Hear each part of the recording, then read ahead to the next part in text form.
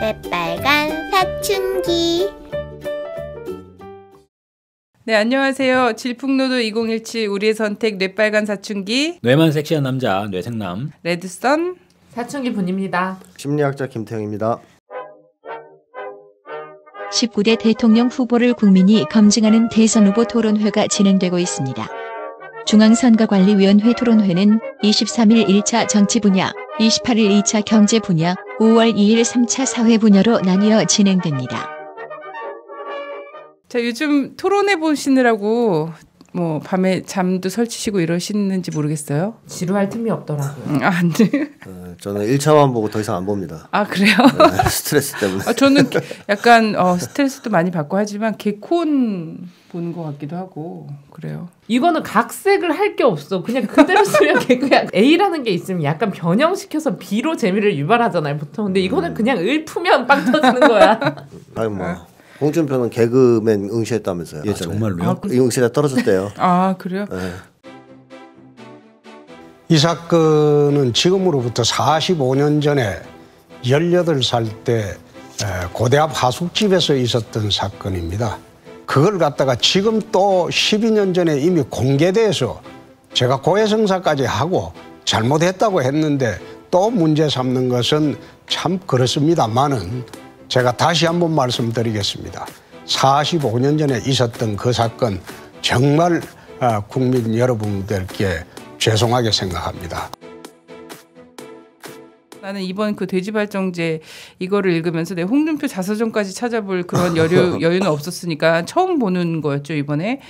이걸 보면서는 그 여자분은 있잖아요. 그 여자분은 이제 비로소 그날이 내가 먹은 게 그거였구나를 알았을 수도 있는 거예요. 근데 그 숱한 세월 동안 자기 스스로 자기 모멸감에 되게 빠져있을 수도 있단 말이에요. 그럼요. 그날 내가 왜 술에 취했을까? 그 사람들하고 왜 상종을 했을까? 하면서 계속 자기를 학대하는 식으로 어떤 이런 세월을 가졌을 건데 그 여자분 생각하니까 너무 기분이 정말...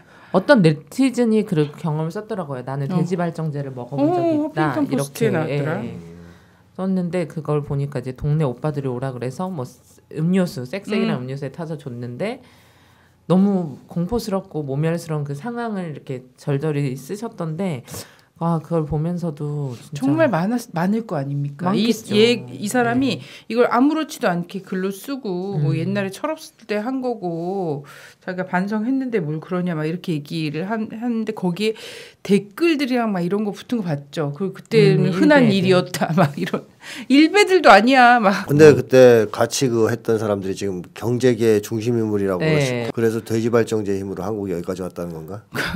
근데 그 당시에 흔하지 않았는데요. 그 사람들 말처럼. 저도 처음 들어봤어요. 그러니까 그런 걸 쓴다는 45년 전. 전 홍준표 보면서 저 진짜 저거 진짜 완전히 얼굴에 철판 깔았다 이런 생각이 들었는데 45년 전이라고 하면서 45년 전이다라는 걸 상당히 강조하고 그리고 10수년 전에 이미 이제 자서전을 통해서 참여를 했다라고 이야기하고 이미 그래서 나는 뭐 용서를 구한 것처럼 이런 식으로 이제 계속 사과를 하면서 세 가지를 강조하면서 이제 그러니까 결국은 사과 아닌 사과죠. 10수년 전에 자서전에서 반성했다라고 하는데 그때 사실 반성하는 마음이 안 느껴지고 그 글은 보면 어떤 느낌이냐면 그때 이런 일도 있었는데 하면서 약간 치기 어린 자기의 영웅담을 이야기하듯이 마치 그냥 옛날에 이런 일도 있었지 막 이러면서 사람들이 뭐 술 먹고 막 이런 거 있잖아요. 뭐 거울을 버스 카드인 줄 알고 버스에 대긴다거나 뭐 버스에서 오바이트 했다거나 이런 정도의 얘기를 하는 것처럼 그냥 썼어요. 거기다. 근데 저 더 놀라운 거는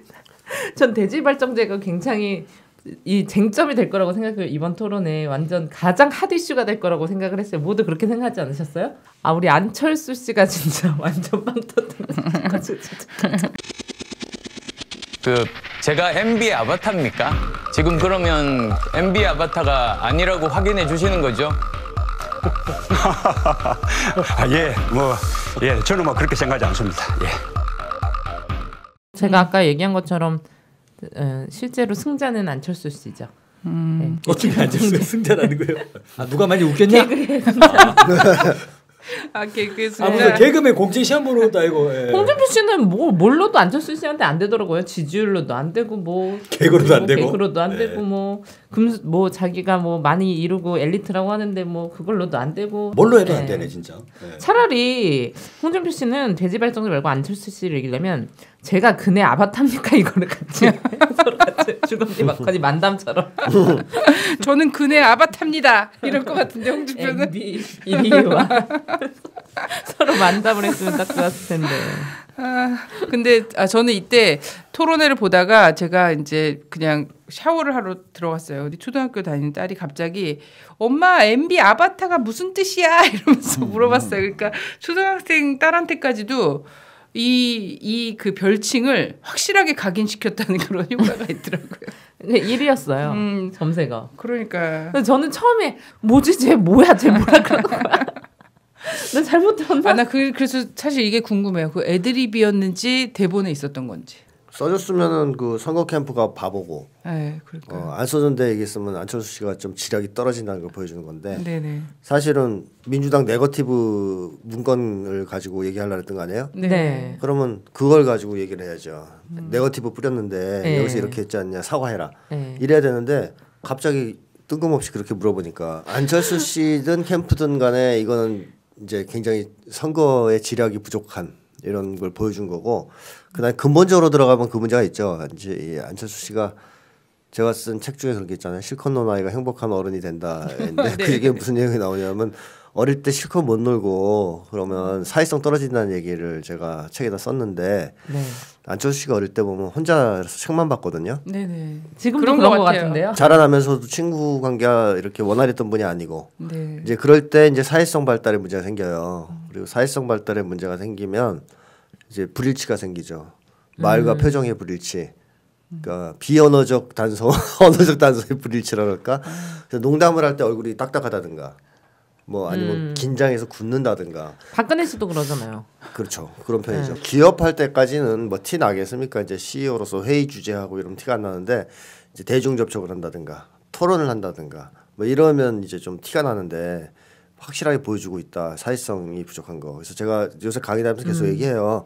어릴 때 애들 못 놀게 하면 안철수처럼 된다 커서 안철수처럼 되니까 실컷 놀게 해줘라. 사회성이 얼마나 중요한지 보여지지 않냐. 진짜 실컷 놀게 해줘야 되겠구나. 그래서 이런 것도 역시 토론에서 이제 지략의 문제 전에 사회성 부족. 사실 안철수 씨는 얘기를 해도 약간 단둘이 얘기하는 스타일이에요. 그래서 3명, 4명 이상이 돼버리면 네. 당황하고 거기에 이제 부적응하는 그런 스타일이라면 유승민 씨는 그래도 사람들하고 어울릴 수 있는 그러나 이제 그 내용이 문제죠.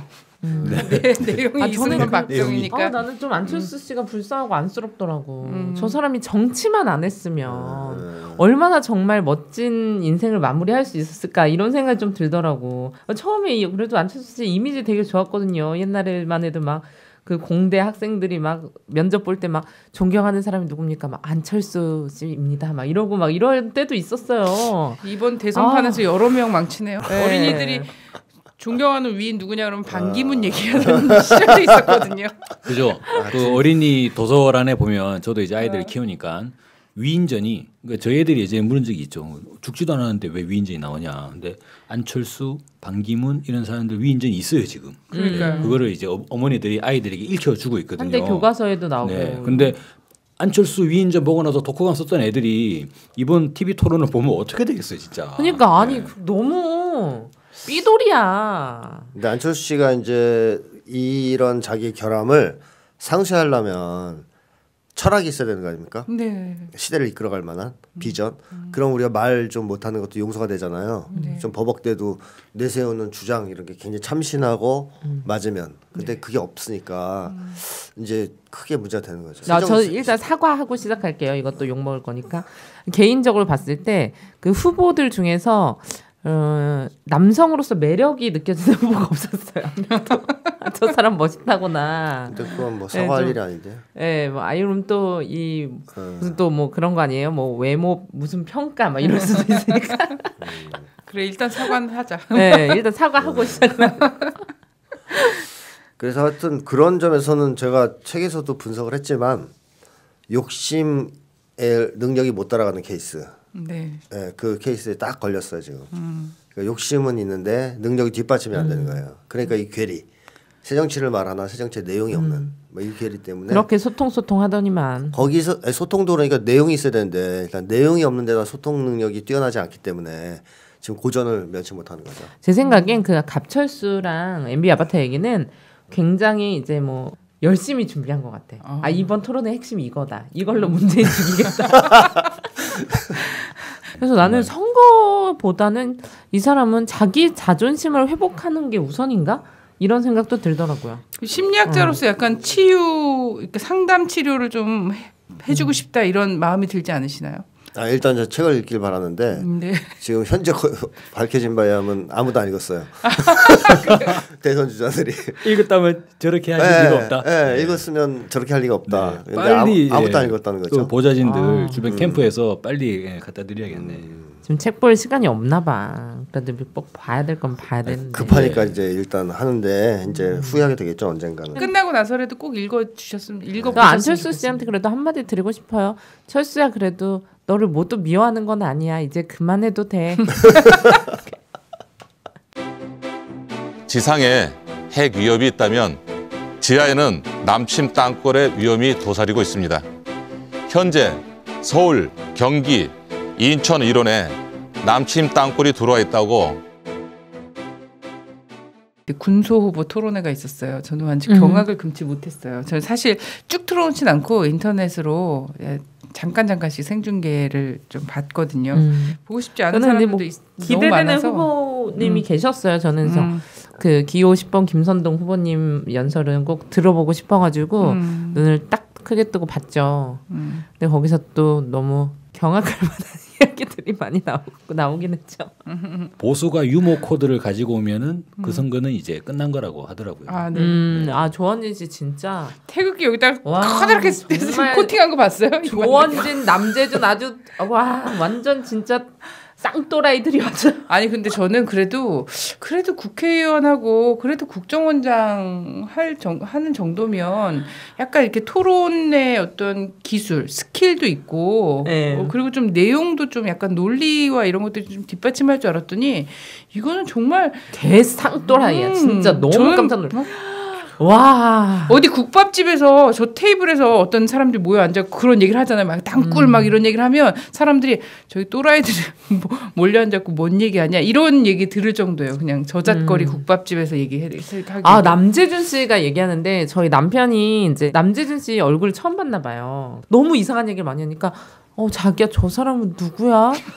이러더라고요. 그래서 저 사람이 국정원장을 했었대. 저런 이상한 사람이. 그래서 내가 오빠 쟤 강남에서 국회의원도 하고 육군 참모총장도 하고 막 그랬더니까 너무 놀라는 거예요. 너무 대단한 건물이잖아요. 그래서 어떻게 저런 또라이가 그런 위치에 올릴 수가 있냐고 나한테. 그래서 내가 오빠한테 오빠 박근혜가 대통령도 된 나라야. 아 그렇구나. 거기서 임명한 사람이거든. 박근혜 대통령이 직접 발탁한 인물이잖아요. 아 진짜. 그때 우리 엄청 반대 많이 했어요. 진보 진영에서 반대 많이 했는데 라반트 할 때도 얘기 많이 했죠. 남재준 씨 같은 경우 되게 특이하게도 그때 뭘 했었냐면 기자들 모아놓고 기자간담회 같은 거 하길 좋아했어요. 원래 국정원장 같은 경우에는 그런 짓을 많이 하면 안 되잖아요. 사실은 음지에서 일해야 되는 사람들인데 근데 그거 연말에 그죠? 송년회 하면서 자리에. 기자들 막 모아놓고 자기가 건배사 했잖아요. 맞아. 조국의 통일을 위해서 자기 목숨 바치겠다 그러면서 건배사를 했는데 그거 이제 기자들한테 쓰라는 거거든. 예전에 박근혜 대통령 그런 얘기가 있었잖아요. 박근혜가 통일 대통령이 된다. 거기에 이제 박근혜가 뿅 이제 완전 몰입해버린 그 시점하고 상당히 유사한 거예요. 맞아요. 국가정보원장이니까 대다수 정보들을 많이 알고 이런 가설이 되는 거죠. 정보를 파악을 해서 그러면 지금 박근혜 대통령이 이 통일에 상당히 꽂혀 있나? 좋았어. 그럼 내가 한번 송년회에서 기자들을 모아가지고 통일의 기대에 우리 모두 죽자 이런 식으로 건배사를 딱 때리면 기자들이 신문에다가 딱 쓸 거 아니에요. 그러면 이게 청와대로 탁 가가지고 각하가 보시겠지라는 식의 생각을 하지 않았을까? 그때 최순실이가 점을 쳐서 이제 북을 먹게 되고 흡수하게 되고 그다음 박근혜가 통일 대통령 한다 이렇게 뻥을 쳤다는 거 아닙니까? 그래서 그걸 국정원이 믿은 거죠. 그래서 한국의 국정원은 이제 정보에 의해서 움직이는 게 아니고 최순실의 이제 예언에 따라 움직이는 조직인 것이고 그리고 그 더 킹인가는 영화 보면 점집 가는 거 나오죠. 근데 그게 진짜 영화에서 풍자한 게 이유가 있어요. 많이 간대요. 많이 간대요. 제가 들어봤는데 실제로 유명한 점쟁이가 있답니다. 그런 걸 잘 맞추는. 그러면 국회의원들도 진짜 많이 가요. 네, 중요한 선거철 뭐 국가적 대사가 있는 때 이럴 때 많이 온대 유력자들이. 이제 비밀리 오겠죠. 그래서 한국이 지금 이 점을 가지고 이렇게 움직이는 게 상당 부분 있구나. 그래가지고 사람들이 그러잖아요. 우리가 박근혜 공주의 독재 체제 국가에 살고 있다 이랬는데 그것도 열받아 죽겠는데 알고 보니 재정일치 국가였다면서. 네, 그러니까 그 일리가 좀 있어요. 네. 근데 이 새끼들 웃기는 게 교회는 또 졸라 쳐다녀. 그걸 하면서 하나쯤 미치겠어. 뇌빨간 사춘기. 어쨌든 땅굴 얘기가 막 나왔어요. 근데 또 그걸 보는 또 어린이들도 요즘 무슨 땅굴이야 이런단 말이에요. 무슨 땅굴이야 이런. 이거를 대학가에서 가끔 이제 일배하는 애들 있잖아요. 일배하는 애들이 대학생들도 있고 고등학생들도 있는데 이런 애들이 가끔 이제 땅굴 얘기나 좀 허황된 얘기를 하면 친구들이 이렇게 딱 쳐다보면서 너 일배하냐? 이런데요. 그러면 애들이 이제 말을 못하거나 이렇게 하는데 이게 대선 후보 토론회에서 나왔단 말이죠. 근데 땅굴이 있으면 국정원 할 때 왜 그걸 발견을 안 했을까요? 이 와중에 김선동 후보가 가운데 계셨거든요.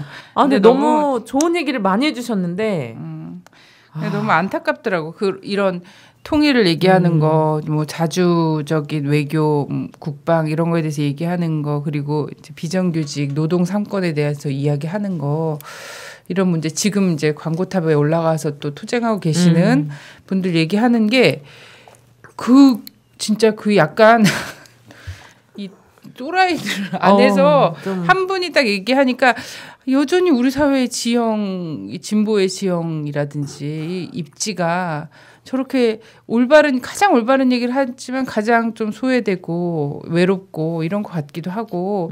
그래서 안 그래도 너무 짧은 이야기 시간 때문에 많은 얘기를 해야 되는데. 페이스북 타임라인에 보니까 뭐 우리 김선동 후보님을 저 자리에서 빼오고 싶다. 막 이런 글도 막 있고 이랬어요. 근데 저도 좀 그랬거든요. 저는 이번 TV 토론을 잘 볼 필요가 있는 게 그게 지금 대한민국 기득권 세력의 현황 아니냐 이거죠. 그렇죠. 조원진 얼마 전만 하더라도 박근혜 대통령의 최측근이었습니다. 그죠? 그럼요. 그리고 남재준 아까 말씀하신 것처럼 참모총장 출신의 국정원장이고 이재호는 어떻고요? 네, 이재호도 있죠. 이재호 거의 MB 정부 시절에 2인자죠. 진정한 원조 MB 아바타. 뭐 이재호가 있었고, 근데 이런 사실상 대한민국 정치를 한국 사회를 이끌어왔다고 하는 그런 이제 지배 기득권 세력이 거의 대표 주자들이 다 자리에 있었잖아요. 근데 수준이 저렇더라. 근데 사실 그 조원진 씨랑 남재준 씨랑 이재호 씨는 그 안철수 씨랑 토론했으면 재밌었겠죠. 제가 MB 아바타입니까? 아닙니다, 접니다.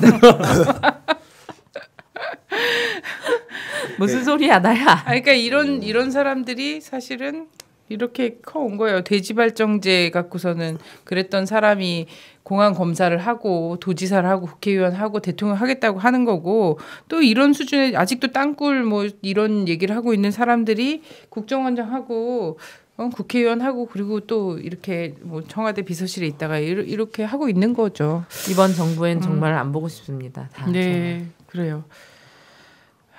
그래서 이렇게 보면은 다 지금 나와서 코미디를 하고 있는 것이 아니라는 것에 그 사태의 심각성이 있지 않습니까? 전부 나름 다 이게 애국이라고 생각하고 있어요 지금. 전부 확신범들이야. 그쵸. 문제는. 근데 그런 멘탈로 우리 정말 그 고위층에 앉아 있었다는 게 너무 소름 끼치죠. 지금 우리가 녹음하는 날 새벽이죠. 새벽에 보니까는 단일화가 이제 또 확실히 또 떴단 말이에요. 예상했던 거 아니에요? 저희는 계속 예상하고 있었고 그거를 계속 경계해야 된다라고 주장을 해왔죠. 네, 이미 그들의 플랜 B가 이제 실행이 돌아가고 있는 것 같죠. 이를테면 안철수 후보가 이번 3차 TV 토론에서 완전히 이제 죽을 썼단 말입니다. 그런다고 해서 이 사람들이 안 되겠네. 우리의 모든 기득권을 내려놓을 수밖에 없네. 그냥 우리는 목을 길게 내밀고 촛불 민심이 내려치는 대로 구속이나 각오하고 감옥 갈 준비나 하자. 이럴 사람들이 전혀 아니에요. 이 사람들이 네. 끝까지 이 사람들은 기득권을 이제 부여잡기 위해서 이 반전을 모색하지 않겠나. 대표적으로 지금 보면은 국민의당의 박지원 대표가 네. 광주에서 인파가 이제 국민의당 인파가 5천 경찰 추산 목포에서 3천이 모인다 이런 얘기들을 하고 있습니다. 그래서 갑자기 국민의당이 호남 쪽으로 딱 이렇게 시프트되는 이런 현상들이 나타나고 있고 또 동시에 아까 말씀하신 것처럼 바른정당 내에서 후보 단일화를 적극적으로 검토하는 방향으로 이야기가 되고 있죠. 그리고 홍준표가 뭐라고 받았냐면은 보수 단일화는 환영하겠다. 안철수는 모르겠고 보수 단일화를 환영하겠다 이런 얘기들이 나오고 있습니다. 그래서 이달 말에 그 투표용지 인쇄하지 않습니까? 네. 투표용지 인쇄가 하나의 기점인 것 같은데 이번 주에 아마 치열하게 지금 그 동네 핸드폰에 문자 메시지 불이 나고 있지 않나 이런 생각이 듭니다. 네네. 그래서 사실은 1착은 한 29일 정도까지 좀 후보 단일화라든가 얘네들 안에서 이런 것들이 좀 진행되지 않을까 이런 생각도 했지만 또 대선 직전에 누구도 대응하지 못하는 그 방향에서 또 후보 단일화 전격적으로 이루어질 수 있겠다. 별 지랄들을 다 할 거예요. 나는 어제 딱 그 토론회 보면서 느꼈던 게 그거예요. 저런 또라이들인데 저런 생각을 가지고 대한민국을 바라보는데 되면 안 되는 거야. 자기네가 이번에 꼭 돼야 돼. 무슨 짓을 하겠어요. 뭐 단일화가 아니라 단일화 할아버지 할머니라도 별의 별짓을 다 할걸요. 이제 앞으로. 우리가 상상하지 못한 일이 벌어질걸요. 한 가지 말씀드리면 보수 세력들, 기득권 세력들이 그동안 누구를 밀었나 이걸 한번 잘 보세요.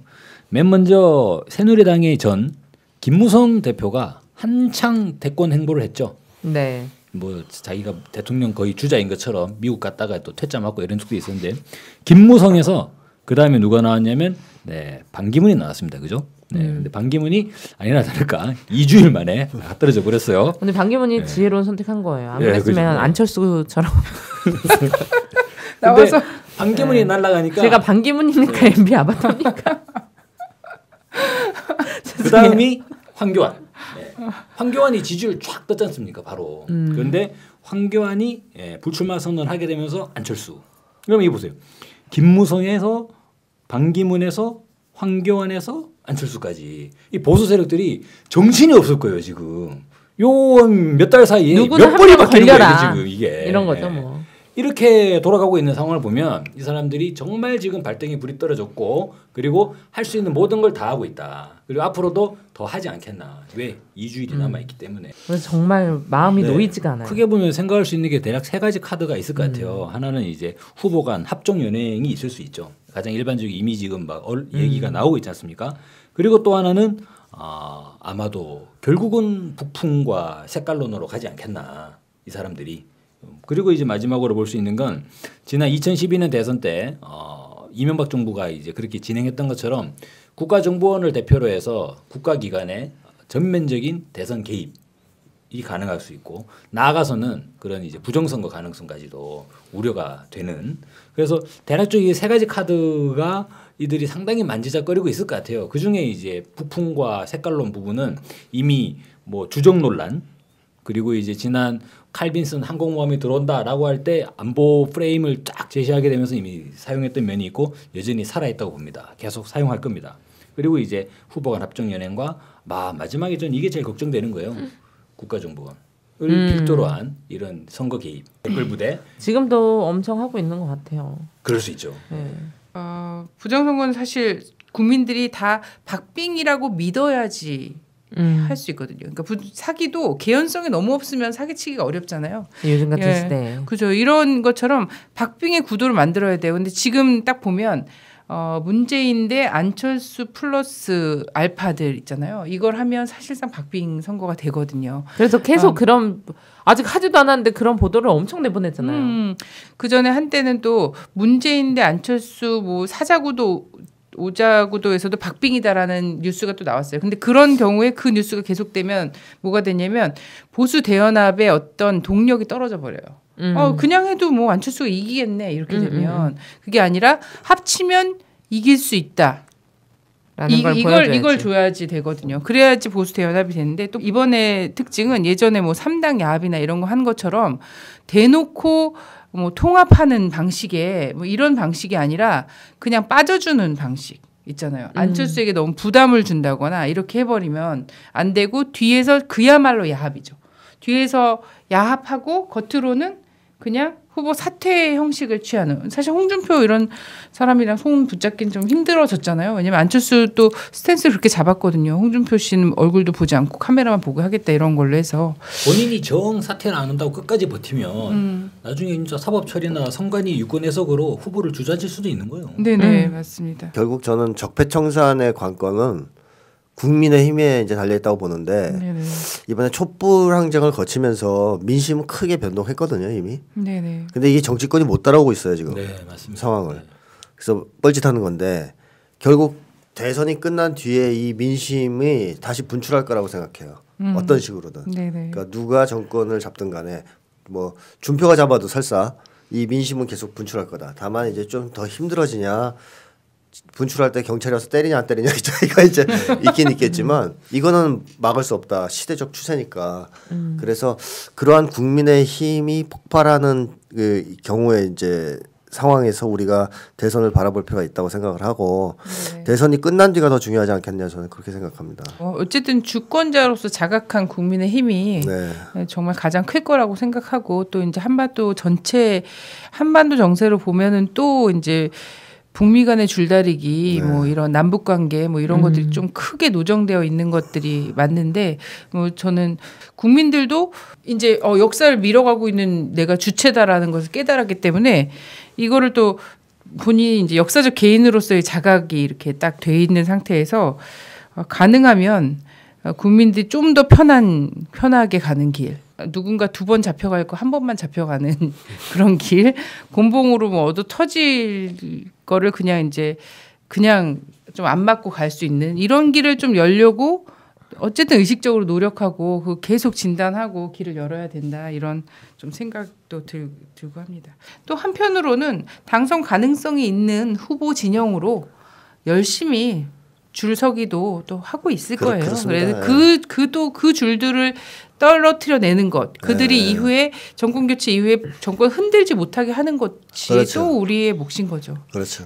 누가 대통령이 돼도 힘들 거라는 겁니다. 네네. 이제 앞으로 네. 국민들이 성장했기 때문에 어떤 정권이 권력이 이제 대통령을 잡고 있어도 얘네들이 쉽게 이제 적폐 세력과 연합을 한다든가 역사를 뒤로 돌린다든가 이건 힘들지 않겠느냐. 그래서 꼭 그랬으면 좋겠고 꼭 적폐 세력과 애초에 손잡고 시작하지 말았으면 좋겠다는 것이고 그럼요. 그리고 국민의 힘을 그 누구보다 어떤 언론 거대 언론 어떤 재벌 뭐 이런 것들보다 어떤 그 관권 그리고 외세 이런 것보다 국민의힘을 가장 무서워하는 가운데 정권이 섰으면 좋겠다.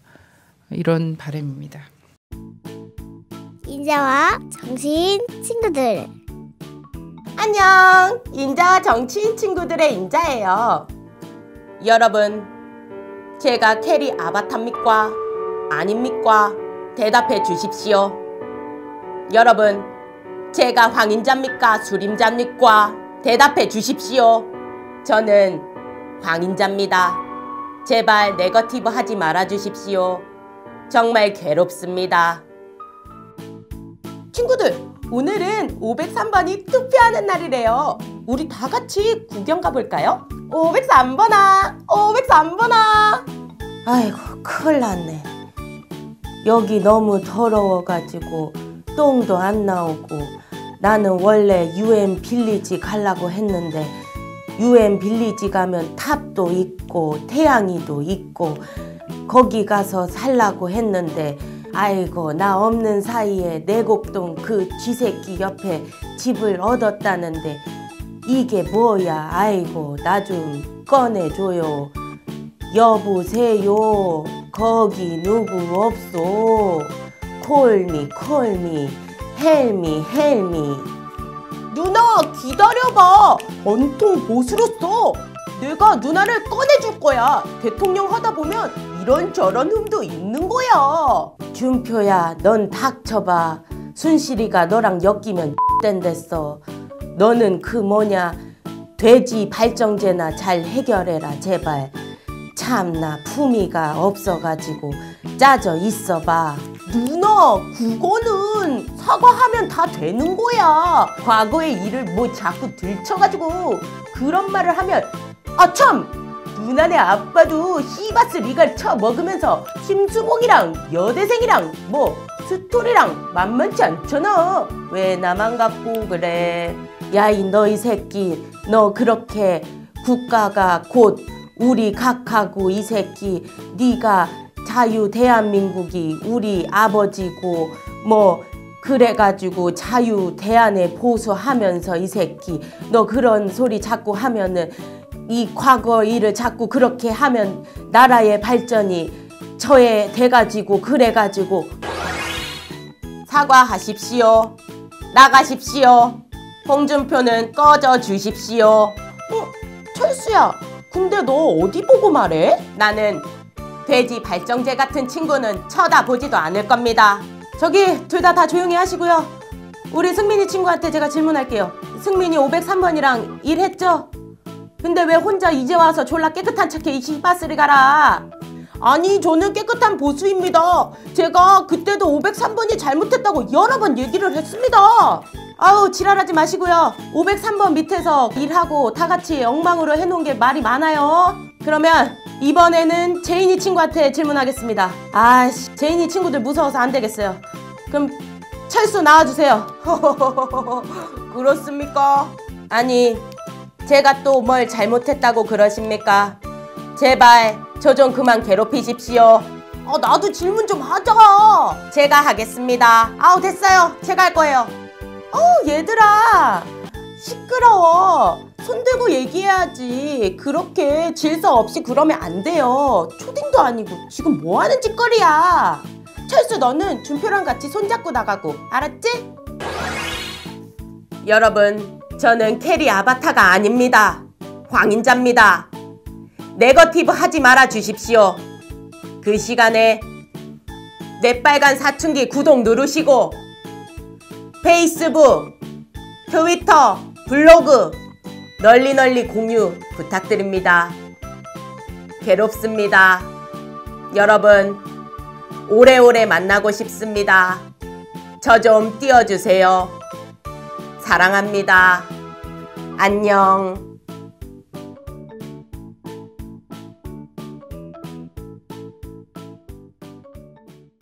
자, 2부에서는요.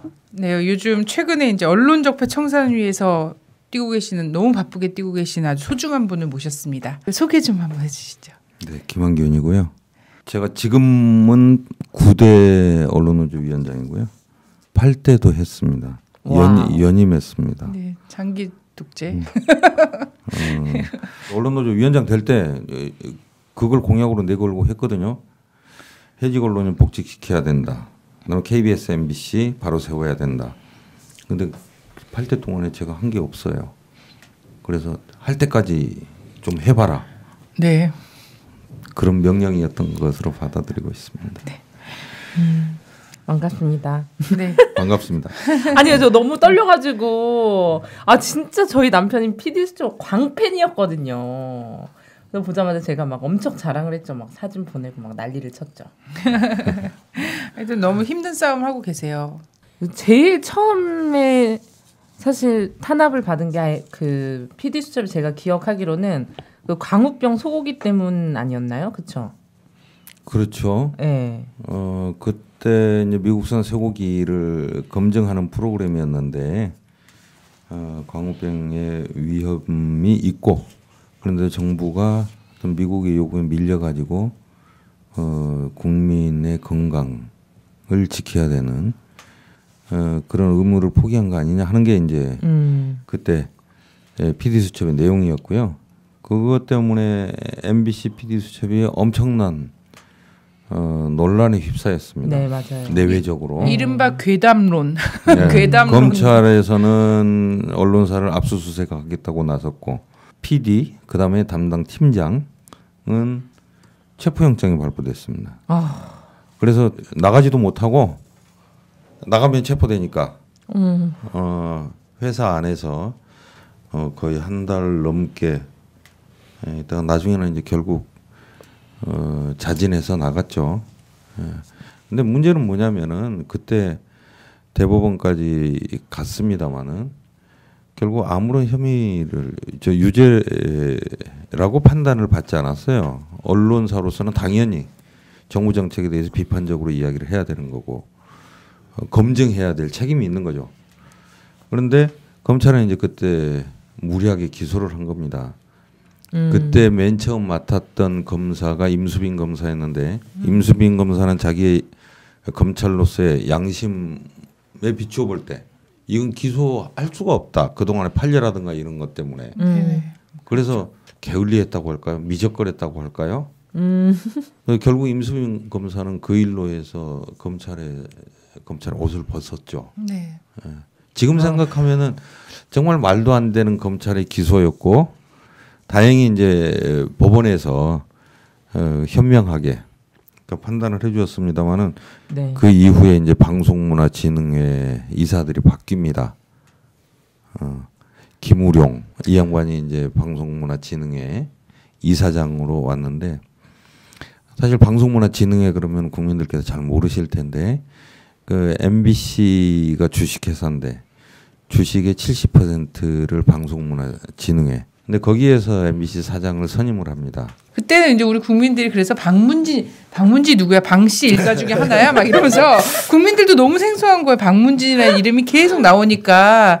그래서 어머, 야 이거 언론 재벌 그 방씨 일가가 MBC에 나왔나 보다 막 이러면서 모르시는 그렇죠. 분들은 막 이렇게 얘기를 할 정도였거든요. 근데 MBC 구성원들은요. 방송문화진흥회가 있나? 잘 몰랐어요. 그때까지만 해도. 왜냐하면 방송문화진흥회는 70% 지분을 가지고 MBC 사장 선임 등의 권리를 갖고 있지만 권한을 행사를 하지만은 그 전까지는 그 개입을 최소한으로 했어요. 그런데 이제 이때부터는 달라졌던 거죠. 김우룡 이사장이 이 방문진에 왔을 때 정말 요란스럽게 등장했습니다. 네.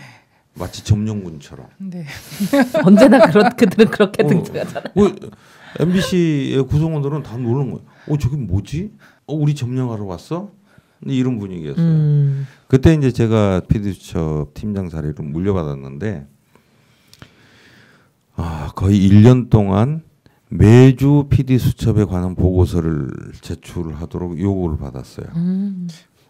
되게 그런 건 보안이 생명 아니야? 막 보도 프로그램 같은 거. 아니요, 이제 그 동안에 나갔던 프로그램 중에서 미국 관련된 아이템이 몇 개가 있었냐, 또 뭐 북한 관련 뭐가 몇 개가 있었냐, 유치해. 뭐 정부 비판 프로그램이 몇 건이 있었냐 이런 것을 다 통계 자료를 내도록 하는 거예요.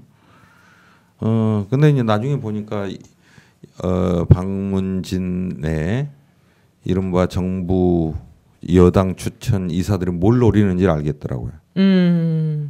PD수첩의 비판 정신 이걸 거세하려고 한 거예요. 그럼요. 네.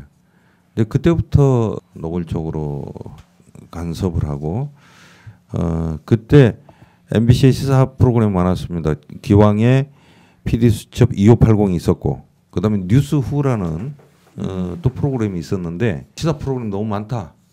하나 없애라. 그럼 방문진이 한 거예요. 그럼 방송법 4조에 따르면은 거기 개입하면 안 돼요. 근데 그때 당시에는 이제 아무도 그 문제를 법정에서 가려보자 이런 생각은 하지 않았어요. 왜냐하면 여전히 MBC의 조직 문화는 탄탄했고 뭐 그런 정도 간섭이야 우리가 견뎌낼 수 있다 하는 자신감이 있었습니다. 그렇지. 막 PD수첩 옛날에 막 종교인들도 막 가가지고 막 협박하고 막 조폭들도 협박하고 그것도 거의 견뎠는데 그렇죠? 그렇죠. 그래서 다 기억이 나거든요. 막 어릴 때 막 그래서 막 뭐 이제 막 보도하면은 막 그 광신도 같은 사람들이 PD수첩에 전화해가지고 막 죽여버리겠다. 방송사에서 이제 가장 중요한 시설이 주조정실이라고 그러는데 거기에서 이제 마지막 전파를 송출을 하는 거예요. 근데 그렇기 때문에 이제 거기는 국가보안시설입니다. 근데 거기를 종교단체에서 거기까지 뚫고 들어간 거예요. 와 대박 사건. 네. 그래서 이제 한번 PD수첩이 방송되다가 갑자기 중단되고 뭐 얼룩말이 나왔다가 뭐. 이 통화는 세월호 참사 당시 이정현 청와대 홍보수석이 KBS 보도국장에게 전화를 걸어 해경을 비판하지 말라고 직접적으로 보도 개입을 하는 내용입니다. 해경이 잘못한 것처럼 그런 식으로 몰아가고 이런 식으로 지금 국가가 어렵고 지금 나라가 어려운데 지금 이 시점에서 그렇게 이 해경이 갖고 정부를 이거 두드려 패야지 그게 맞습니까? 필요면 또 대장이 KBS로 오늘 봤네. 한 번만 더 해주시오. 자, 국장님. 나 한 번만 더 하자. 진짜로.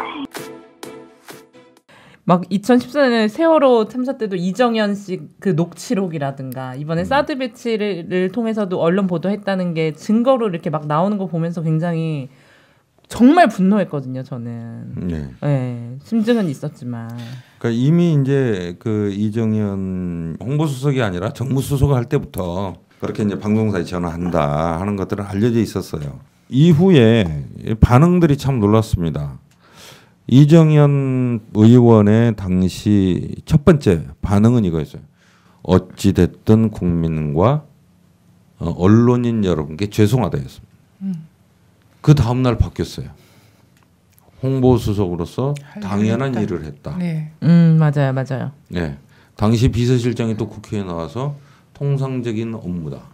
홍보수석이 이렇게 이야기를 했습니다. 네. 너무 속상한 일 많으셨을 것 같아요. TV 보면서도 정말 많이 응원했거든요. 저 파업 현장에도 갔었어요. 근데 어떤 식으로 막까지 막 했나요, 걔네가? 엄기영 사장이 물러나고 이제 김재철 사장이 오지요. 네. 그리고 윤길용 국장이 와가지고 PD들을 물갈이합니다. 김재철 사장 부임 이후 1년 만에. 그래서 이제 최승호 PD, 뭐 그때 베테랑 PD들이 거기에 포진해 있었는데 이 사람들을 다 뺀 거예요. 네. 그래서 이것은 PD 수첩을 고사시키려는 거다 하면서 내부에서 이제 PD들이 반발을 했죠. 그러면서 그때부터 이제 이거 하면 어떠냐 하고 제시를 하면은 말도 안 되는 이유로 거부가 되는 거예요. 그때 미군 부대에서 다이옥신 고엽제를 보관했었다 하는 게 나왔고 한국에서도 고엽제를 살포했었다 하는 증언들이 나왔습니다. 네. 70 미군 기지에 뭐 거기에 있었다 뭐 어쩌다 이런 이야기들이 나왔었어요. 캠프 캐럴. 예. 예. 그래서 제가 이건 해볼 만하다. 왜냐하면은 고엽제 문제에 대해서 월남전에서의 고엽제 피해에 대해서 맨 처음 보도한 게 PD 수첩이었습니다. 그래서 이건 PD 수첩의 그런 과거의 기록도 있고 하기 때문에 해봤으면 좋겠다. 그랬더니요 칙칙하잖아 하는 거예요. 그럼 PD 수첩이 무슨 예능이야? 아니 이건 굉장히 중요한 문제고 그때 당시 이제 미국에서도 그럼요. 퇴역 군인이었는데 우리가 그 프로그램을 취재하겠다면은 한국에 들어와서 증언하겠다고 했어요. 그건 언론에 공개되지 않았던 겁니다. 그랬더니 또 그러면서 잠시 멈칫거렸어요. 그래서 이건 하라는 신호다 그러면서 가서 취재를 하고 있었더니 취재하고 있는 현장에 전화가 온 거예요. 그만하고 돌아가라. 이건 상상할 수 없었던 거예요. 네. PD 수첩 역사에서 그런 과정이었는데요. 그때 이제 저 같은 경우에는 뭐 경험도 많고 그다음에 어떤 식으로든 국장과 당시 팀장한테 어필할 수가 있었죠. 네. 그런데 이제 저보다 더 어린 PD들 같은 경우 굉장히 힘겨워했습니다.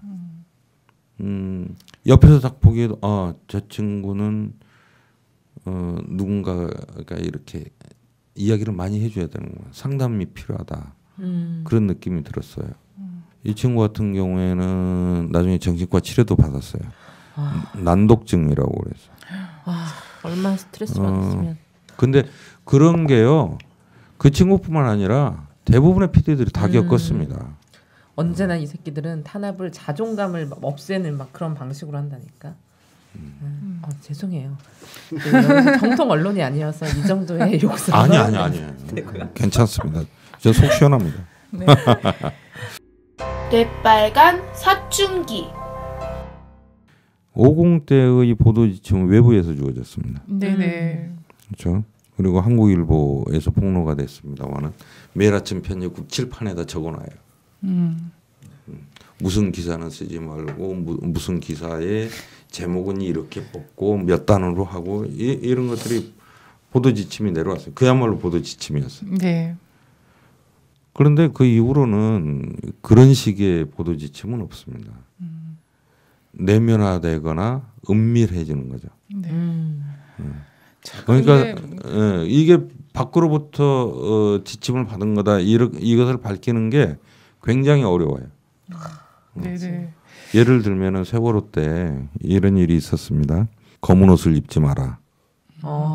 그다음에 너무 슬픈 장면은 그 세월호랑 아무 상관없는 프로그램인데 그때 휴먼 다큐멘터리 사랑 5월이면은 가족들을 생각하면서 한번 내 가족이 누군가를 돌아보면서 눈물 한번 펑펑 흘리는 그런 휴먼 다큐멘터리. 거기서도 우는 장면은 좀 내보내지 마. 꼼꼼한 애들이야. 이게 어디서부터 온 건가 하는 의심을 가졌어요. 근데 이 내부는 아니다 하고 판단을 했습니다. 왜냐하면은 KBS, SBS PD들한테 물어보니까 거기에도 동일한 지침이 온 거예요. 근데 어디서부터 온지는 몰라요. 그래서 저는 적어도 그때 컨트롤 타워가 있다고 생각을 했습니다.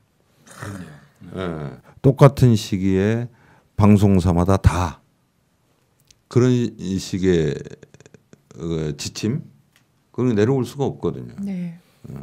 정권이 이제 국민을 위한 정권이면 언론을 탄압할 이유가 없잖아요. 근데 국민에 반하는 반국민적 혹은 반민중적 정권이니까 반드시 언론을 탄압해야 되거든요. 그래서 이제 50 때는 야만적인 탄압을 했던 것이고 이제 그 뒤에 이제 민주정부를 거치고 나서 그 정권에서 그때 이제 한국의 기득권 세력이 생각했던 게 노무현 정권이 언론의 힘을 얻어서 집권했다는 이런 인식이 있었지 않습니까? 그러니까 이제 애들이 집권을 하자마자 이명박 정부가 등장하자마자 언론부터 잡아야 되겠다. 우리가 장기 집권하려면. 그래서 이제 언론 장악에 나섰던 건데 아까 말씀하셨듯이 방식이 바뀐 것밖에 없어요. 그러니까 옛날에는 노동조합이 파업을 하면 그대로 이제 군대나 전투경찰을 투입했잖아요. 그래서 폭력 진압을 했는데 그 뒤부터는 그렇게 안 하고 손배를 때리거든요. 그러니까 이렇게 방식은 사람들 앞에서는 안 하는 것처럼 노골적인 폭력을 사용하지 않지만 아주 은밀한 방식으로 이렇게 탄압을 합니다. 그러면 정신적으로 더 힘들어지죠. 차라리 그 눈에 보이는 깡패가 와서 막 우리를 때리면 그 깡패가 적이라는 게 확 보이니까 같이 힘을 합쳐서 깡패랑 싸울 수가 있는데 처음엔 좀 무서워하더라도 그냥 뒤에서 은근슬쩍 다양한 방식으로 뭐 돈으로 조종을 하든 뭐 위축을 주든 그렇게 들어오면 은밀한 방식으로 들어오면 적이 잘 안 보이기 때문에 싸움하기 힘들어집니다. 맞아. 그래서 스트레스를 더 받게 돼요, 사실은. 그래서 이런 걸 이제 노리면서 정권이 언론을 봉쇄하려고 했다. 이것은 역으로 얘기하면 뭐 이명박 박근혜 정부가 어쨌든 민중을 탄압하는 반민중적 정권이라는 걸 스스로 보여주는 거죠. 그리고 이런 정권에 있어서는 언론 탄압이 엄청나게 중요하고요. 왜냐하면 PD 수첩이 촛불항쟁을 사실 유발시켰다고 얘들은 보기 때문에. 근데 또 그러잖아요. 시상식에도 뭐 PD상 그럼 항상 PD 수첩 받잖아요. 그럼 보면은 뭔가 그 분들 이렇게 나가서 막 이렇게 얘기하시면 저 사람은 정말 PD 수첩 PD 같다 막 이런 느낌이 들고. 밖에서 제가 보면. 그리고 개인적으로 그것이 알고 싶다보다 PD 수첩을 더 사랑했습니다. 감사합니다. 요즘은 그래서 그것이 알고 싶다 그 알이 진짜 혼자 좀 독차지하고 있어서 많이 부담스러울 것 같아요. 예전에 약간 경쟁 프로그램, 약간 그 알 같은 경우에는 예전에 같은 경우 약간 사회면 가십에서 약간 풀리지 않는 약간 이런 것들을 좀 이런 것들이 풀었거든요. 좀 그리고 피디수첩은 약간 정치적이고 좀 더 객관적인 무거운 주제들에 대해서 접근하고 이랬었는데 요즘은 그 알이 세월호라든가 이런 것들을 지금 다 그나마 고맙죠. 하고 있죠. 예. 그거 너무 속상했어요. MBC PD들이 그것 때문에 좀 굉장히 자괴감을 느낀다고 그러는데 그 광장에서 탄핵이라는 다큐멘터리를 하다가 네네. 결국 방송 못하고 다른 데로 유배된 친구가 있어요. 네네. 그 친구 이야기 들어보니까 광장에서 촛불 시민을 인터뷰하려고 하는데 굉장히 어렵대요. 맞아요. 그럼요. MBC를 붙이고 있으면 나가라고 떼고 이렇게 중학생쯤 되는 친구가 거기에 나왔대요. 네네. 그래서 잘 설득해가지고 엄마도 잘 설득을 해서 이제 인터뷰 하기로 했어요. 근데 인터뷰 직전에 어머니가 갑자기 혹시 MBC 아니에요? 하고 물어보신 거예요. 근데 PD가 거짓말은 못 하잖아요. 근데 맞습니다. 그때 두 말도 하죠. 예, 가자. 그러죠. 근데 이제 또 저 탄핵 반대 집회 여기 가면은 어디 MBC에서 왔어? 어디서 맞아 뭐가 필요해? 적극적인 환영을 받았다는 거죠. 아, 너무 슬프다. 아 정말. 네. 그래서 그 PD가 그 취재를 하면서 굉장히 힘들었고 MBC가 결국 이렇게 됐구나 하는 것을 그 시민들의 반응을 통해서 확인하는 거잖아요. 근데 어쨌든 그마저도 이제 방송 못 나가고 PD는 유배당했습니다. 네.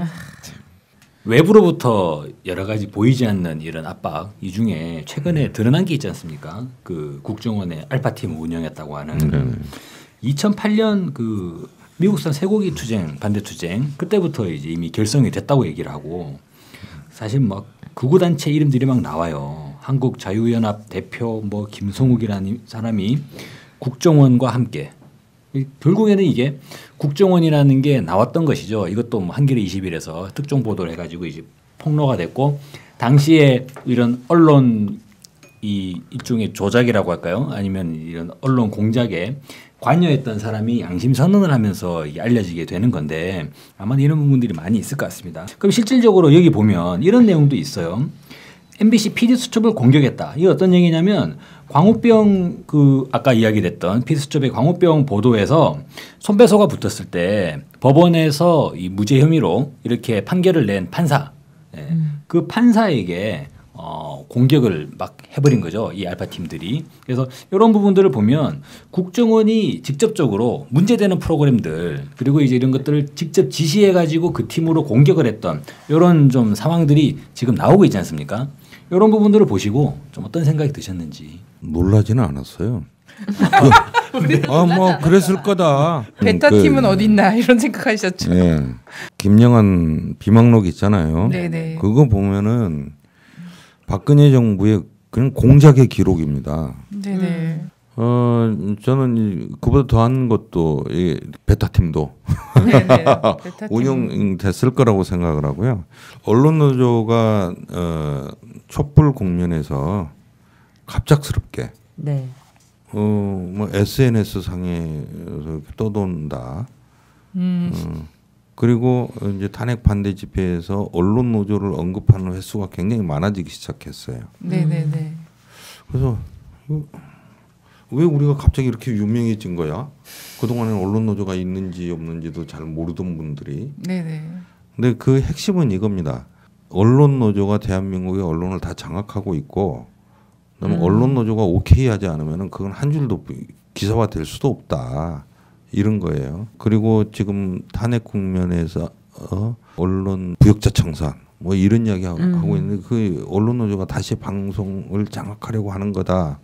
근데 굉장히 그럴듯하게 하는데 조직도까지 나옵니다. 거기에 보면은 문재인 후보가 있고요. 그 바로 밑에 언론 노조가 있고 언론 노조 밑에 민주노총과 각 사회 단체들이 다 있어요. 민주노총 너무 자존심 상할 것 같은데. 그래서 그걸 보고 있으면 이거 언론 노조가 이렇게 커졌어. 어깨가 무거우시겠습니다, 위원장님. 그런데 그것은 누군가가 이제 가공으로 뭔가 효과적으로 메시지를 전달하기 위해서 그렇게 꾸몄다고 생각을 하는데 거기에 어떤 비교적 팩트에 가까운 것들이 몇 개가 있어요. 근데 거기 보면은 다른 SNS를 보니까 방송문화진흥회 이사로부터 들었다 하는 얘기가 있습니다. 그래서 아니 세상에 방송문화진흥회 이사도 이 가짜 뉴스를 만들고 퍼뜨리는데 일조를 하고 있구나. 네. 그 사람이 국정원과 연결되는지는 잘 모르겠어요. 옛날에는 좀 촌스럽게 만들었는데 요즘은 엄청 세련되게 만든다니까 가짜 뉴스 이런 것도 얘네들이. 시민의 눈을 아십니까? 20대 총선 때 수도권에서 공정한 투표 결과를 지켜낸 내 지역구는 내가 지킨다는 취지로 만들어진 시민단체입니다. 이번 19대 대선에서도 전국 14,700여 개의 투표소, 240여 개의 개표소를 지키고 부정선거를 막기 위해 시민들이 또 나섰습니다. 하지만 이 많은 곳에서 부정선거를 감시하기 위해서는 많은 인력과 재원이 필요합니다. 이를 위해서 광화문과 전국 각지에서 홍보전을 펼쳐 시민의 눈 회원을 모집하고 있습니다. 그러나 이러한 홍보에 필요한 장비와 물품, 홍보물 제작 등을 지원하기 위해서는 시민 여러분의 도움이 절실히 필요합니다. 후원 계좌는 기업은행 010-9629-2500 시민의 눈 김상호, 기업은행 010-9629-2500입니다. 공명선거를 위한 시민의 눈 활동에 시민 여러분의 많은 격려와 참여를 부탁드립니다. 감사합니다. 정말 우리나라의 언론에 정말 똥칠한 건 저는 종편의 탄생이라고 생각을 하거든요, 선생님. 그래서 완전 진짜 보수 진영의 집권 연장 프로젝트다. 그 안에서 사실 종편이 나왔다. 이런 얘기들도 계속 많이 있었잖아요. 근데 종편은 뭐 진짜 뭐 말도 안 되는 방송을 했어요, 계속. 제가 본 프로 중에도 진짜 너무 저질이다 이런 거는 관상을 막 이렇게 하면서 종북 관상은 누구인가? 누구는 아는 누구인가? 이정희 대표, 신은미 선생님, 저 이렇게 3명 얼굴 깔아놓고 셋 다 너무 다르거든. 너무 다르잖아. 정말 덩치도 다르고 다 다른 사람인데 이 3명을 깔아놓고 셋 다 종북 관상이라는 거야. 너무 많은 거 아니야? 그러면 뭐 공통점은 눈이 2개고 코가 하나고. 그거부터 시작해서 뭐 5.18 북한 개입설이라든가 이런 정말 저질 프로그램들 막 뭐 진실이라고는 전혀 가깝지 않은 잘못된 정보들 너무 폐해가 많잖아요. 종편이 지금. 근데 그 중에서도 종편은 이런 것이다라고 생각하시는 점이 있으실 것 같은데 어떠세요? 사실 종편 잘 안 봅니다. 아 역시 그래 내가 나빴어. 가끔 이제 뭐 식당이라든가 이런 데 가면은 시시껄렁한 이야기를 그렇게 막 이렇게 해대잖아요. 그런데 사람들은 또 이제 그걸 보고요. 말하자면은 예, 값싼 정치 관련 의견들을 그럴듯하게 이제 포장해 가지고 판매를 하는 건데요. 그렇게 하는 이유는요. 제작비가 적게 듭니다. 말 그대로 종편은 종합 편성이잖아요. 종합 편성을 하려고 하면은 비용이 많이 들어요. 드라마도 만들어야 되고 예능 프로그램도 만들어야 되고. 그러니까 그것이 이제 또 종편의 특혜 중에 하나다 이렇게 이야기합니다. 아까 저 보수의 집권 연장 프로젝트가 아니냐. 저는 그게 거의 맞을 거라고 봐요. 그러니까 우리나라 언론은 그때 이미 포화 상태였습니다. 언론 산업이 성장을 멈춘 상태였어요. 그런데 거기에 종편 채널을 4개씩이나 지금 다 하는 것은 좀 이해하기가 어렵죠. 순전히 산업적인 측면에서 봐서도 어렵다는 거예요. 최시중 당시 방통위원장이 나중에 물러난 다음에 그렇게 참 무책임한 사람인데 이렇게 이야기했어요. 4개. 좀 많기는 많지. 근데 이 사람들은 이제 진실과 참된 의견을 향한 경쟁을 하는 게 아니라 누가 더 싼마이로 사람들을 혹하게 만드나. 근데 그런 경쟁을 합니다. 근데 사실 이제 그게 국민 건강에 미치는 영향은 되게 좋지 않고요. 그다음에 사람들이 요새 좀 정치인들이 하는 말을 한번 보세요. 체면, 염치 이런 거 다 벗어 던졌습니다. 맞아요. 예, 제 기억에 말이죠. 적어도 10년 전에만 하더라도 사람들이 이렇게 이야기하지 않았다. 근데 그냥 버젓이 이야기합니다. 다른 사람 모욕 주거나 뭐 사실 아닌 이야기도 마구 퍼뜨리잖아요. 네. 그러면서도 당당해요. 차마 사람이라면은 이렇게까지 하겠느냐 하는 것들을 합니다. 맞아요. 그래서 저는 우리나라 어떤 국민들의 어떤 품격, 다른 사람에 대한 배려 이런 것들을 앞장서서 그럴 필요 없다. 그냥 네가 이기기만 하면 돼 하는 것을 퍼뜨리는 게 종편이라고 생각해요. 사실은 정치적 의견이라든가 이런 것은 다른 건전한 사고와 논리적 접근, 합리적 사고 이런 것을 할 수 있으면 그 걸러낼 수 있거든요. 그런데 다른 측면에서 종편들은 국민들을 마비시켜 가고 있는 거예요.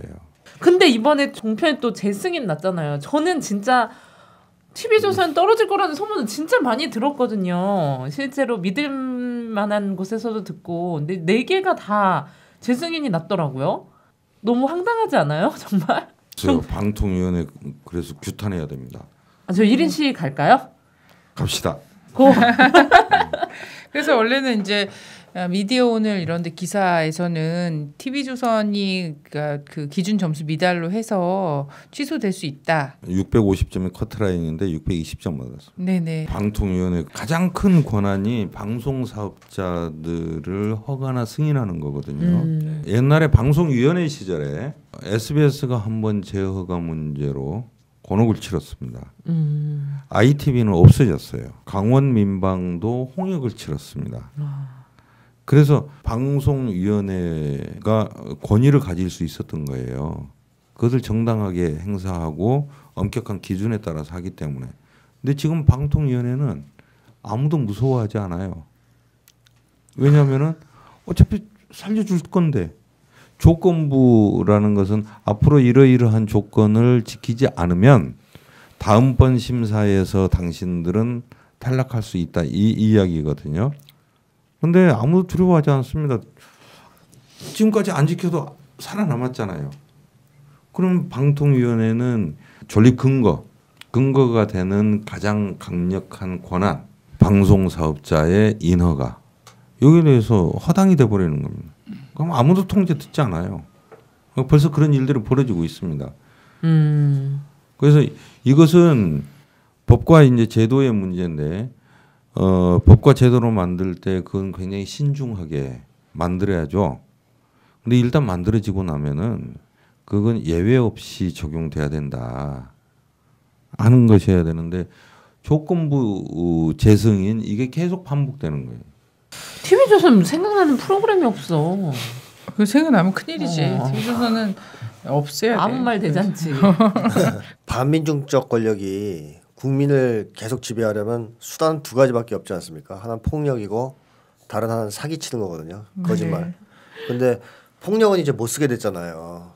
노골적인 폭력을 쓸 수 없는 상황이 됐습니다. 그러면 얘네들이 장기 집권은 언론을 장악해야, 이제 쉽게 하면 거짓말을 일상적으로 해서 국민들을 여론을 조작하고 세뇌를 시켜야만 장기 집권할 거라고 믿게 됐을 거고, 따라서 언론 쪽에 엄청나게 지금 집착하고 있을 거라고 생각합니다. 그래서 종편도 만들고 댓글 부대 같은 것도 만들고 해서 여기에 올인하고 있는 건데, 그럼에도 촛불은 터졌죠. 이건 이제 뭘 보여주냐면 세뇌는 결국 장기적으로는 성공이 안 됩니다. 이게 특히 폭력이 뒷받침되지 않는 세뇌는 성공률이 낮고, 또 설사 일시적 성공을 하더라도 결국에는 어떤 결과가 나오냐면 언론에 대한 전반적 불신. 그러니까 뭐 아까 MBC 기자가 쫓겨났다 이런 얘기가 나왔는데, 옛날에 광주항쟁 때도 방송국부터 가서 불태웠단 말이죠. 그러네. 이렇게 기존 언론에 대한 불신과 대체 언론으로의 전환들이 나오기 때문에 사실상 이건 국가적으로 굉장히 손해나는 짓이거든요. 그렇죠. 사실 종편 때문에 저희는 반사 이익을 많이 봤죠. 팟캐스트로. 한때 저희가.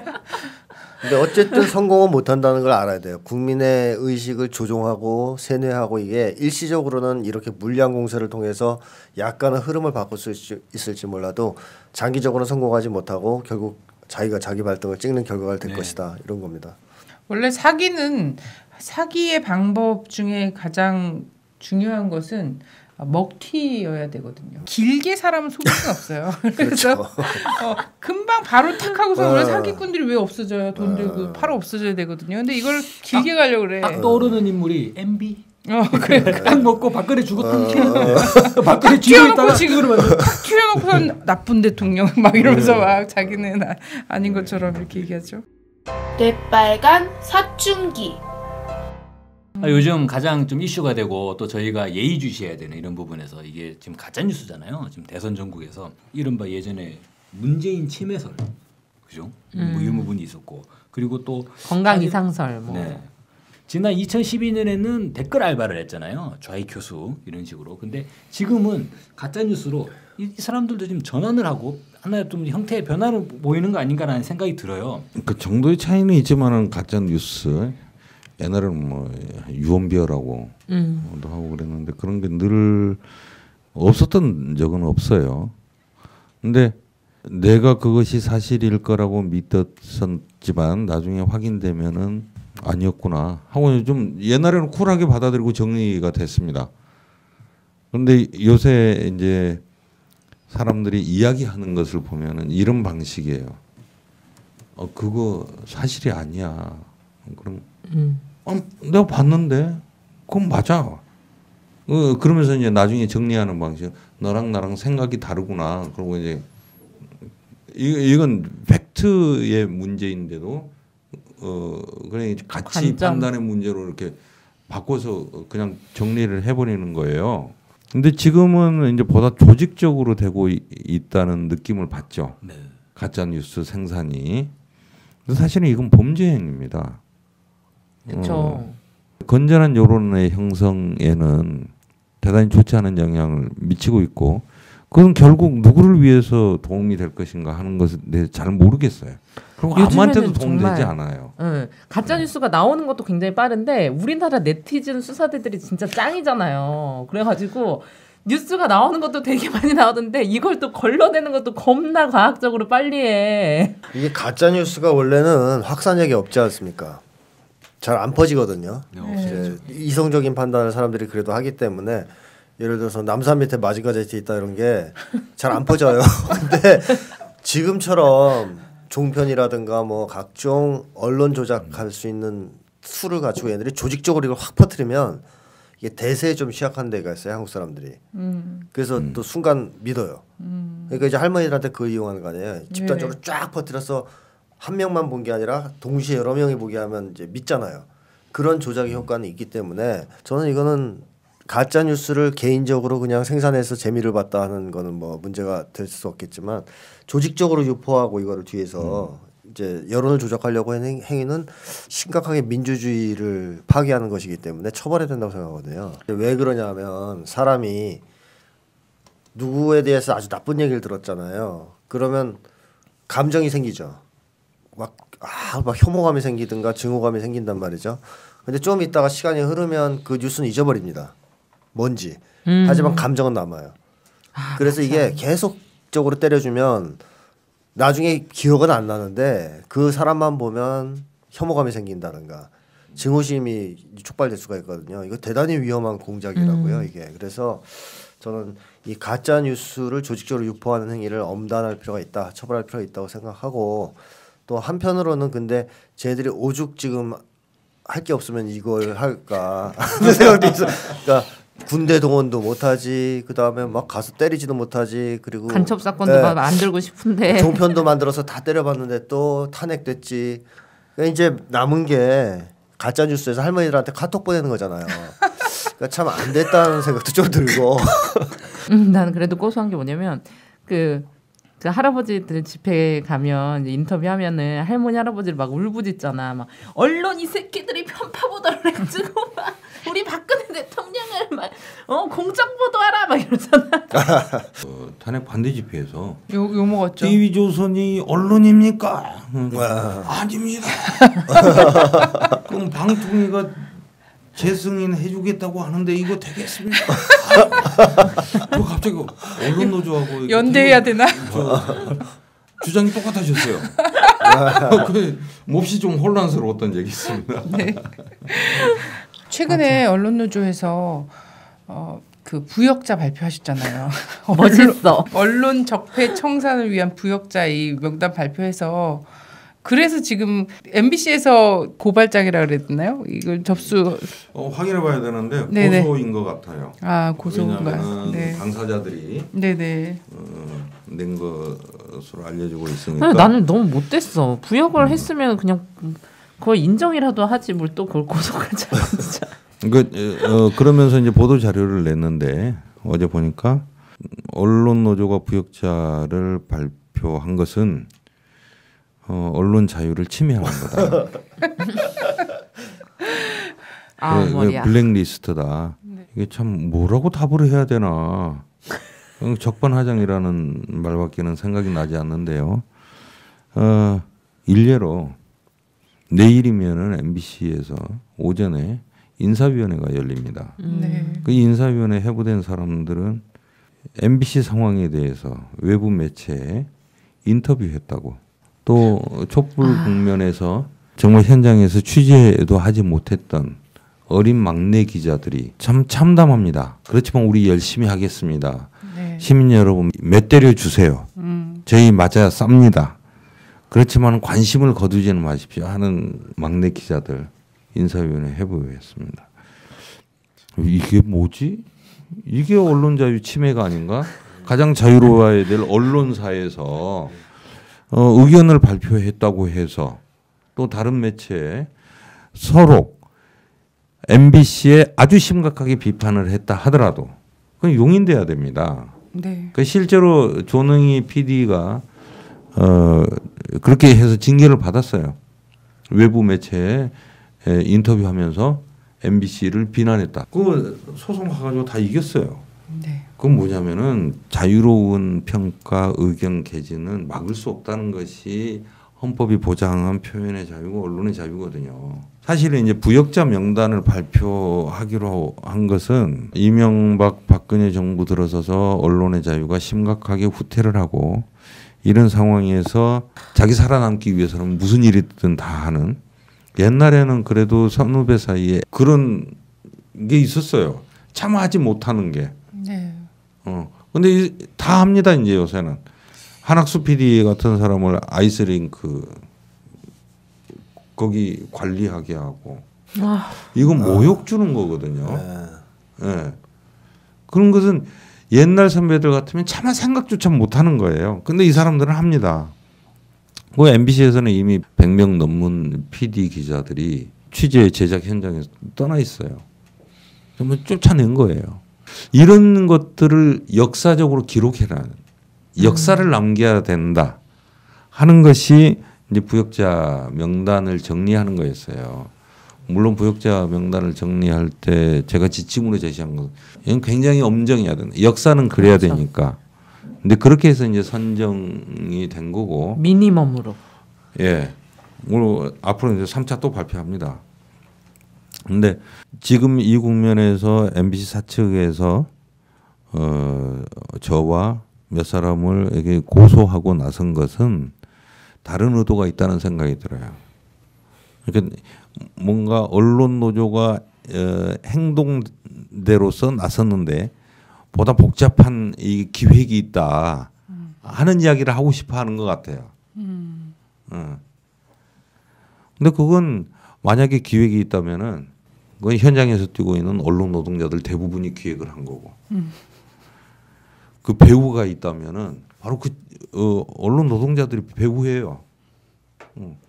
도저히 현장에서 보니까 이런 상황을 두고 볼 수 없다. 언론인으로서 자존심이 무너지는 거예요. 언론사 노조는 대부분 그 지금까지 파업이 여러 번 있었지만 임금 인상이 쟁점이 된 경우가 거의 없었어요. 네. 항상 공정보도, 편파방송 좀 그만하고 그 이야기는 뭐냐면은 언론인으로서 우리 자존심 좀 살려달라는 거거든요. 네. 그 언론인 자존심 무너져서 기레기라는 소리 듣고 그건 참담하거든요. 그건 월급을 뭐 얼마를 더 받느냐 덜 받느냐 이 문제랑 다른 겁니다. 자기 존재가 송두리째 무너지는 건데요. 근데 이 사람들은 그 사람들한테 한없이 모욕하면서 정말 언론인으로서 이제 사명을 다 해보고자 애쓰는 사람들을 현장에서 분리시켜냅니다. 이것은 범죄 행위라는 생각이 들고 사실은 저는 언론 자유의 적들이라고 제목을 붙이고 싶었어요. 그건 곧 민주주의의 적들인 거고. 그렇죠. 왜 부역이냐? 말하자면 언론인으로서 제 역할을 하지 않은 겁니다.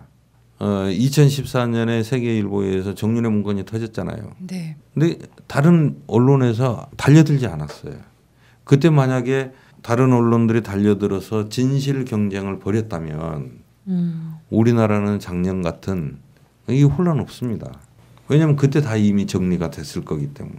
근데 청와대를 비롯한 비서실을 중심으로 해서 기관들이 동원돼 가지고 그것을 입막음하려고 했고 언론사는 그것에 대해서 일부러 가까이 가려고 하지 않은 것으로 저는 판단을 합니다. 네.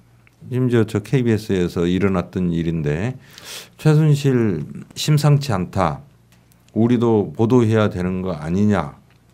그랬더니 보도 책임자라는 사람이 이렇게 이야기했어. 최순실이 대통령 측근인 건 맞아? 그건 야당의 정치 공세일 뿐이야. 이렇게 이야기를 한 거예요. 이것을 어떻게 해석을 해야 될까? 그건 진실을 밝히려는 기자들을 가로막은 겁니다. 그럼으로써 정치 권력을 비호한 거예요. 이게 부역이 아니고 뭐겠어요? 네. 부역입니다. 예.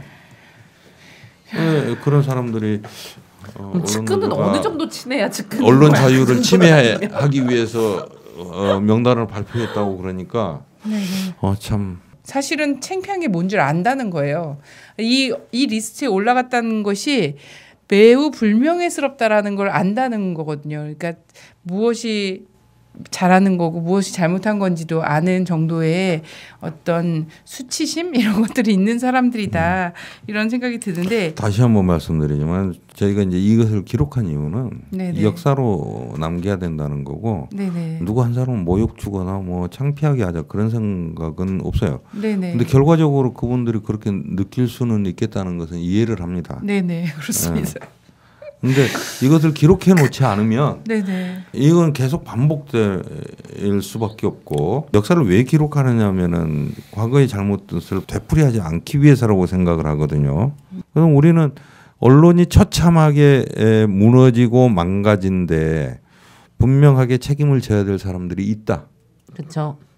그것을 기록해야 된다. 네. 우리가 뭐 탄압을 하는 것도 아니고 아이스링크 가라 그런 것도 아니고 기록 좀 하겠다는데 그렇습니다. 그거를 못 받아들여? 지네가 하든 생각 안 하고?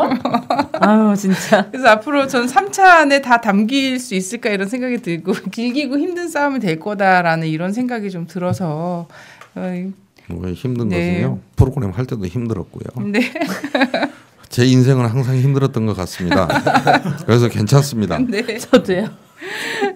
그럼 앞으로도 이제 언론 적폐 청산을 위해서 계획하고 계신 일. 언론장악방지법이라고 알려진 방송법 등 4개 법안이 지금 국회에 계류 중입니다. 근데 그것은 뭐냐면은 지금 과도하게 기울어져 있는 여대 야의 비율을 좀 보정하자는 거예요. 지금 MBC 같은 경우에 방문이 6대3, 여가 6, 이렇게 3이거든요. 야가 3. KBS 같은 경우에 7대4입니다. 여가 7, 4. 거기에서 이루어지는 의결은 이런 겁니다. 열심히 토론하고 자, 그러면 이야기 다 하셨으면 표결합시다. 그러면 6대3 나오고 7대4 나오는 거예요. 왜 그렇게 토론을 했나? 시간 아까운데 그냥 미리부터 그냥 손 들고 그냥 끝냅시다. 이렇게 해야 어떻게 보면 효율적일 것 같은 그런 생각이 자꾸 드는 거예요. 근데 적어도 이제 그 안은 7대6으로 하자. KBS나 MBC든 다 숫자를 맞춰서 13명으로 하고 7대6이 되고 중요한 의결, 사장 선임과 같은 경우에는 특별 다수제 3분의 2 이상의 찬성이 있어야 된다. 이렇게 하자 하는 겁니다. 그러니까 숫자만 놓고 보면은 과도하게 한쪽에 집중됐던 것을 완화하는 측면이 있어요. 그렇다고 하더라도 정부 여당의 이니셔티브를 전혀 안 준 것은 아닙니다. 우리는 이것을 동수로 하자 이런 이야기를 했는데 그 2013년 국회에서 논의를 하면서 당시 새누리당이 그것만 죽어도 못 받아들이겠다. 한 명이라도 우리가 더 많아야지. 그래서 오케이 그럼 한 명 정도 인정해 줄게. 근데 지금 와서는 이제 그것도 반대하는 겁니다. 그러니까 이 법이 통과돼야 돼요. 이것은 인적 청산의 문제가 아니고 방송사를 지배하고 있는 이사회의 문화를 바꾸는 거거든요. 과도하게 정치적으로 편향되지 않도록 하는 거. 이것부터 이제 시작을 해야 될 것 같고요. 근데 인적 청산의 문제는 결국 인위적으로 어떻게 하기는 어렵다고 봅니다. 그래서도 안 될 거라고 생각을 하고요. 근데 자연스럽게 이런 문제가 이사회라든가 이런 데가 정리가 되면, 동의가 되면 그런 인적 청산의 문제는 무리하지 않은 방식으로 이루어질 거라고 생각합니다. 가장 중요한 것은 흐트러져 버린 문화. 저는 MBC 소속이기 때문에 이런 말씀을 드리는 게 어쩔지 모릅니다만은 MBC의 조직 문화가 정말 자랑스러웠습니다.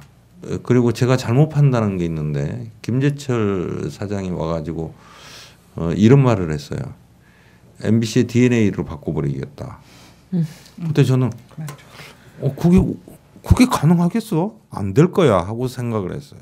왜냐하면 MBC 조직 문화는 그만큼 탄탄했고 오랜 시간을 거쳐서 다져진 것이기 때문에 누구 한 사람이 인위적으로 바꿀 수 없다고 생각을 했거든요.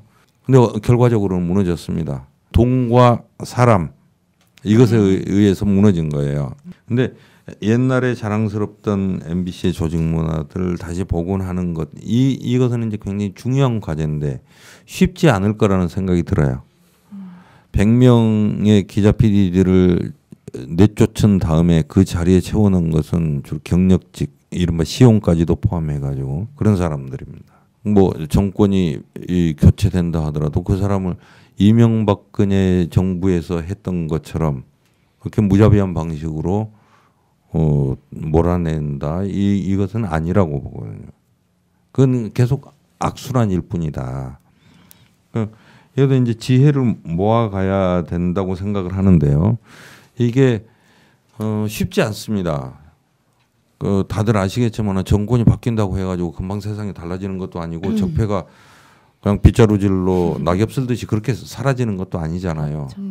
그 지나는 과정이고 그 과정에서 지치지 않고 이 문제를 계속 붙들고 나가는 끈기가 좀 필요하다고 생각을 합니다. 언론인만의 싸움은 아닙니다. 제가 늘 했던 말은 언론의 주인은 국민이다. 대통령도 아니고 사장도 아니고 그건 신문사든 방송이든 마찬가지입니다. 거기에서 일하고 있는 기자 PD의 것도 아니거든요. 결국 국민인 거고 국민이라는 얘기는 언론이 마음에 안 들더라도 주인은 그거 함부로 버릴 수 없습니다. 가능하면 고쳐서 써야죠. 예. 그리고 정말 주인이라면은 잘못됐을 때 매 때리고 벌을 줘야 됩니다. 그렇지만 관심을 거두면 안 돼요. 예.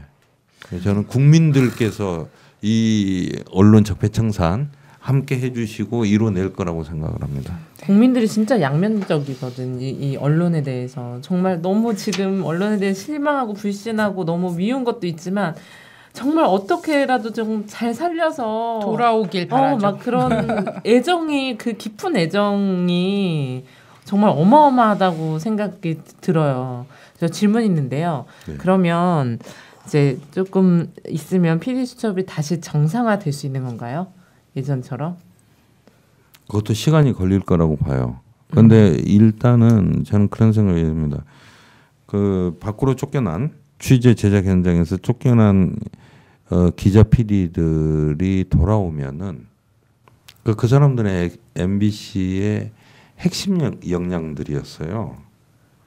그럼 프로그램을 이렇게 정상화시키는 것은 그건 가능하다. 그건 시간이 오래 걸리지 않을 거라고 봐요. 시간이 오래 걸린다고 생각하는 것은 망가져버린 조직 문화, 서로의 불신, 그 과정에서 알게 모르게 서로들 상처를 입었어요. 그런 것들을 어떻게 추스리느냐 하는 거라고 생각을 하고요. 글쎄요, 지금까지 이제 MBC에서 말하자면은 권세를 누렸던 분들은 또 그냥 순순히 물러나지는 않을 거라고 봐요. 네네. 그렇습니다. 그렇지만 이제 저 국민의 열망, 그다음에 방송사 내부의 의지도 중요하겠죠. 그런 것이 이제 바꿔내리라고 봅니다. 프로그램을 잘 만들어서 국민들의 기대에 부응하고 자랑스러운, 그래도 부끄럽지 않은 언론사로서 거듭나는 것은 정말 피나는 노력을 많이 해야 될 거라고 봐요. 예. 그래서 PD 수첩이 예전처럼 될 거냐, 될 수 있다고 봅니다.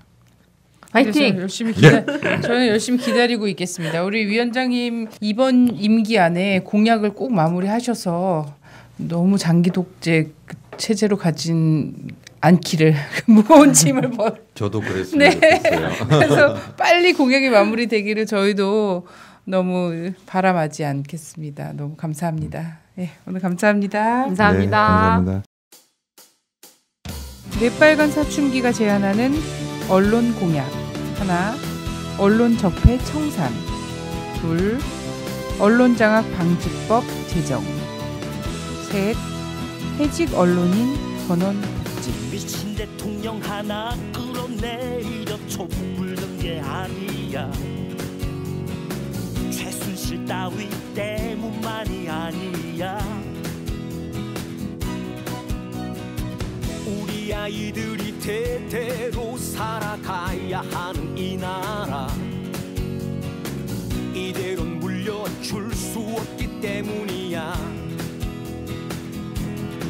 한 번도 청산하지 못한 친일파, 그 찌꺼기 새누리 조중동 재벌, 권력의 개노릇하는 경찰 검찰, 만악의 뿌리 국정원까지 이제 쳐낼 것은 쳐내고 이제 버릴 것은 버리고 제대로 다시 만들자 당당한 대한민국. 우리 아이들을 위해서 새로운 세상을 향해서 우리는 끝까지 간다. 촛불이 이긴다. 미친 대통령 하나 끌어내리려 촛불 든 게 아니야.